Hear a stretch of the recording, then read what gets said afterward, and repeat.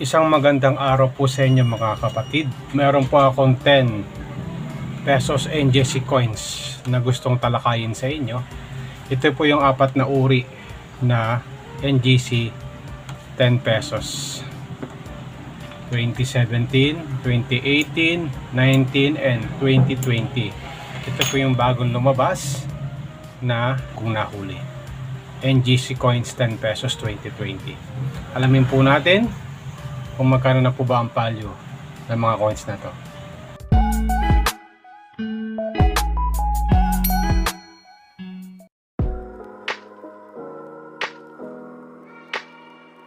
Welcome back po mga kapatid sa aking YouTube channel.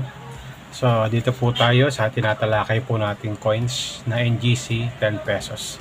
So bago po ako mag-umpisa, binabati ko po mga kapatid po natin na patuloy na sumusubaybay sa aking YouTube channel. Sa mga senior citizens po natin, sa mga silent viewers, sa mga subscribers, at sa mga patuloy na nakasubaybay ng mga coin collectors sa akin. Maraming salamat sa inyo. Ang dalayan ko ingatan, pagpalain po tayo ng ating Panginoon. Dito po sa NGC coins natin tatalakayin.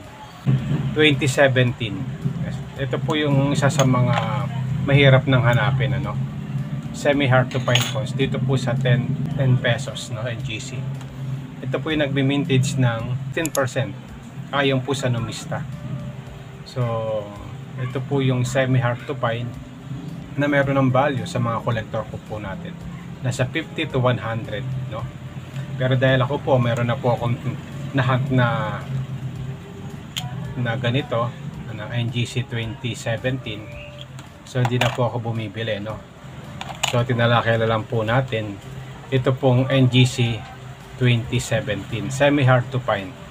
So kaparehas po siya ng 2019, ay 16% din sa numista, At ito naman po ang pinakamarami, itong 2018, nasa 84% po yung kanyang mintage, Kaya common po ito.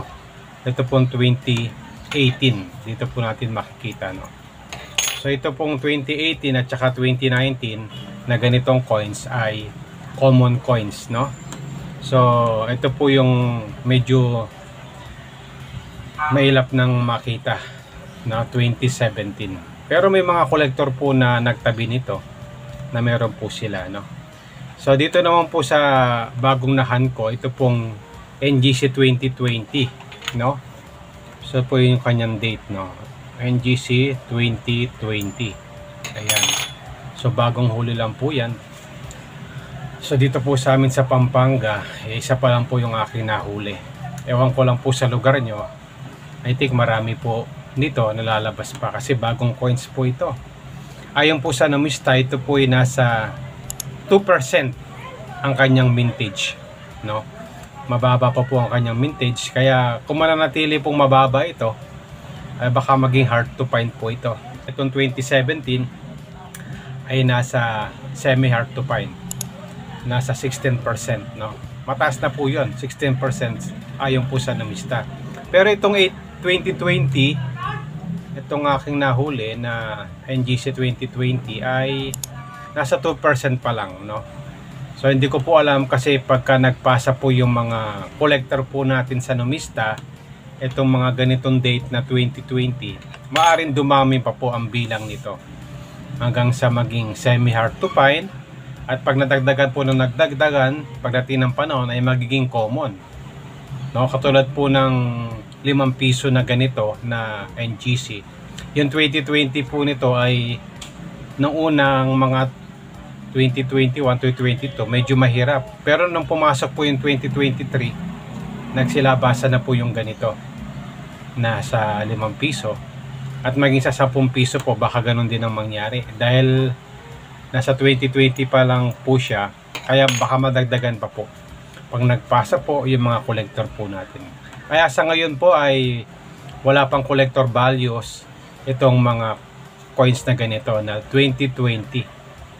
So collection lang po natin kahit 2 o 3 para at least meron po tayong pambuo sa mga binubuo po natin na ganyan na coins, mga BSP coin series. Sa 10 piso na aking binubuo. Ayan, mula year 2000 hanggang 2017. Ayan, meron na rin po siya mga commemorative coins, no? So makita natin dito na halos kompleto na po yung kanyang commemorative coins, no? Kay Andres Bonifacio, Apolinario Mabini, kay Miguel Marbar at kay Antonio Luna, no? Pero ito po dito sa BSP na aking binubuo, kung makikita po natin, ano, na dalawa po yung kulang ko dyan na gusto kong magkaroon. Itong year 2007 at saka year 2009. Ayan, medyo mailap-ilap na po ngayon yan. Itong 2009 at saka 2007. Yan po yung aking kulang sa binubuo kong mga BSP 10 pesos. Kaya kung meron po kayo nitong 2007 at saka 2009, mag-PM lang po kayo, at kung kayo malapit dito sa amin sa Pampanga, pwede po tayo mag-meet up at pwede kong bilhin sa inyo, no? So yan po ang aking mga kulang dito po sa BSP 10 pesos mula year 2000 hanggang 2017. Ayan. Ang semi hard to find po dyan itong year 2000 at saka year 2014. Ayan, medyo semi hard to find po yan, no? Year 2000 tsaka 2014, at itong year 2016 medyo marami-rami pa po niyan, pero semi hard to find na po yan. Year 2000, 2014, 16, ito pong hard to find na ito, ito po yung aking kulang, no? So yan po yung mga binubuo ko po dito po sa 10 pesos BSP, no?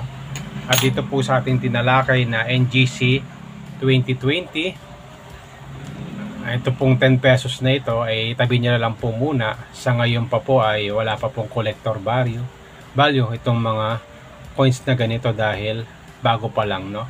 Kaya hindi mo po muna po ako bumibili.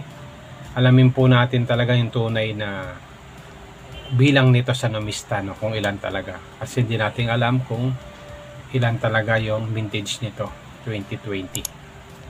So yan po, maraming salamat sa inyong pagsubaybay sa aking YouTube channel. Salamat po!